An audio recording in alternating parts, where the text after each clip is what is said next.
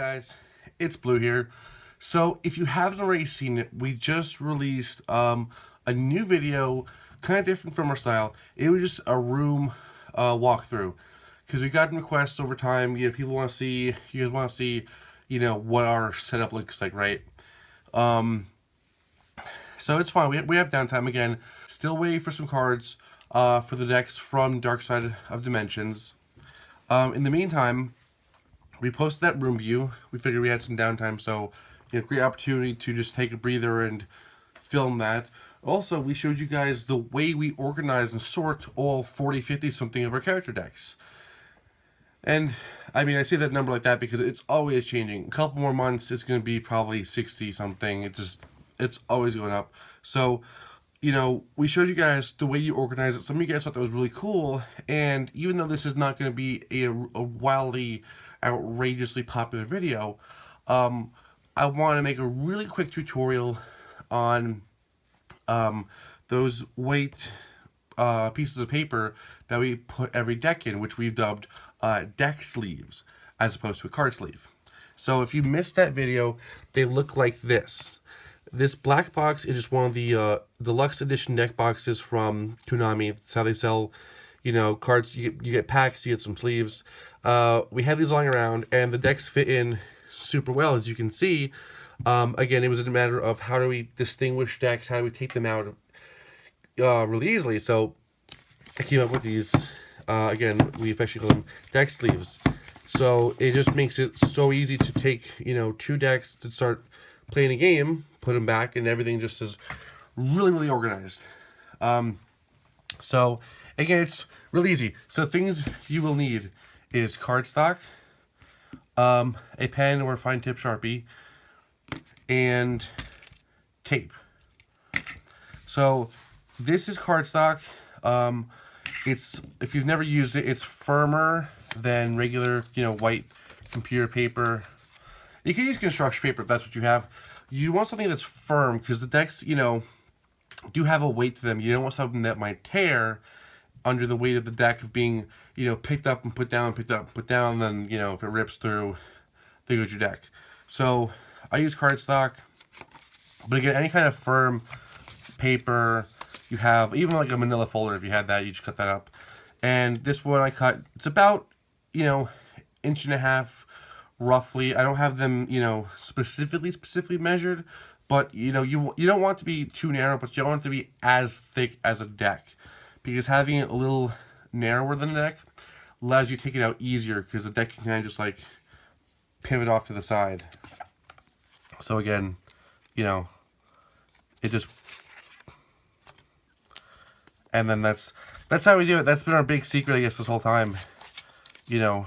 It's like, it's really convenient, because when you hold it tight enough like this isn't trimmed at all. This is one whole loop of cardstock that's just cut top to bottom. I don't trim it on this end at all. So it ends up being just the right length, that it holds the deck tight enough, but not so tight that you're really struggling with it.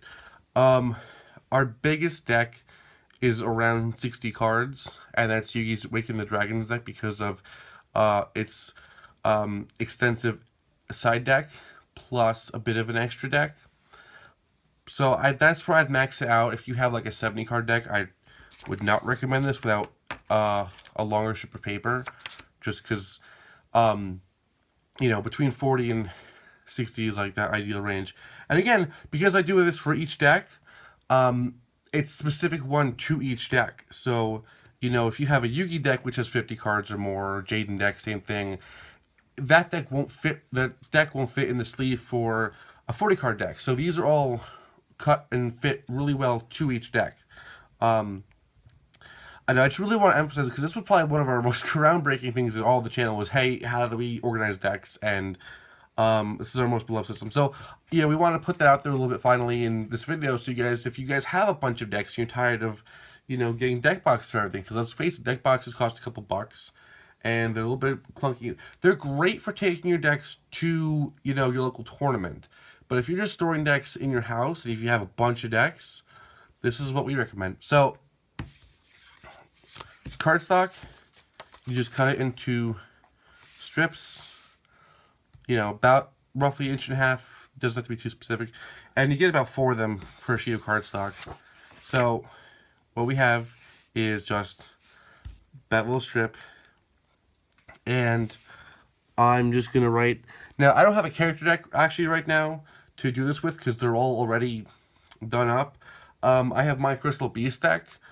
Again, it's my deck. It's not Jesse's deck. It's all Crystal Beasts. I don't have anything random in there.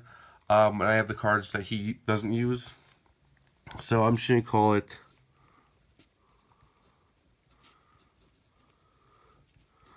Crystal Beast.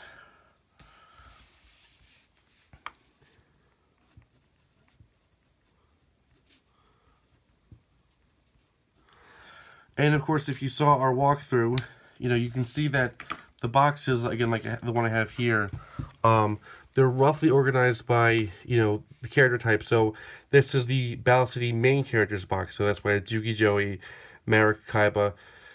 And of course, every deck is labeled the way it is in our document, where it's the 2-letter or 2-character abbreviation for the season.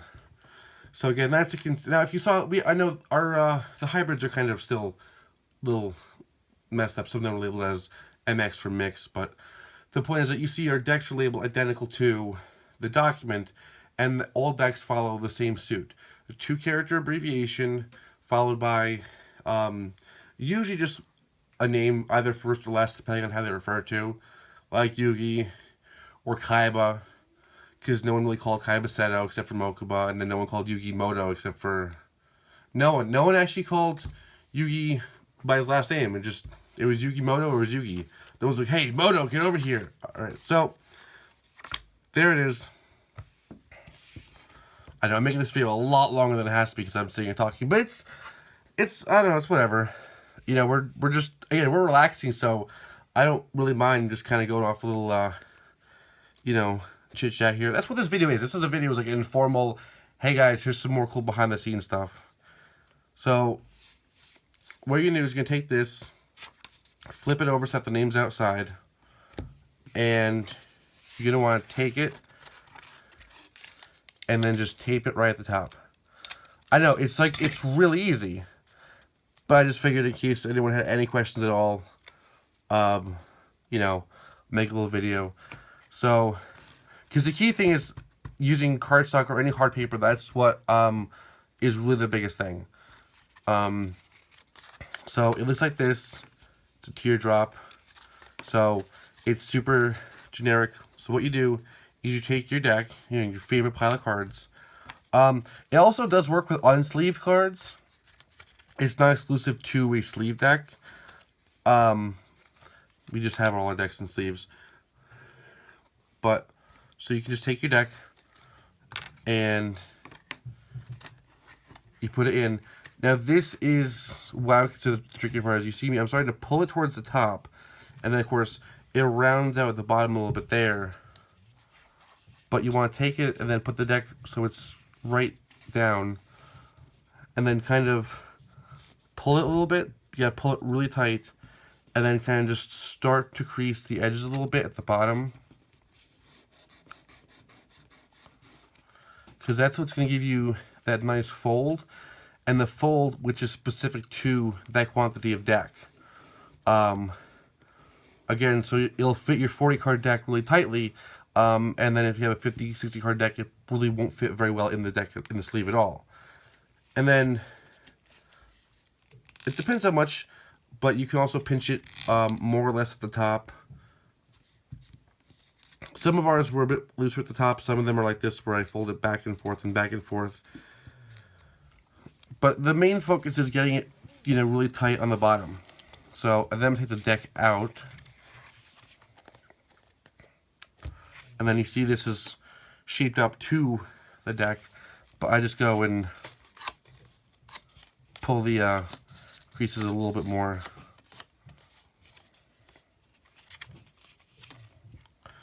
On the bottom. And there it is. So that's it. That's all it is. I mean, you can tell from looking at them, they're really easy. I figured I'd make the video anyway, just in case anyone wasn't sure what paper it was, or if you weren't sure how to fold it right, because that folding it is what's key. I keep saying, firm paper, so it could be construction paper if that's what you want to do. You want to color it up. A manila folder type thing, anything that's firm, but foldable, so it takes the form, and it doesn't always take it right away. But if you put this in a box with more of them, it really helps. See, now they're really packed in there, and that really helps get the definition a little bit further once you set the guidelines. So, anyway, that's all that was. Just a little quick video, addressing you guys some more of what we do here. Stuff that we found that makes it practical to do this, and stuff we'd love to pass on to you guys in case you guys have, a bunch of decks and you kind of just sat there buying deck boxes like, well, I guess that's what I'll do. So this is an alternative. If you have something else, of course, it's whatever works. So that's all. Stay tuned for Dark Side Dimensions. Again, I can't give you any ETA on that quite yet, but we're promising soon. We're waiting on some stuff to arrive. But until then, see you guys.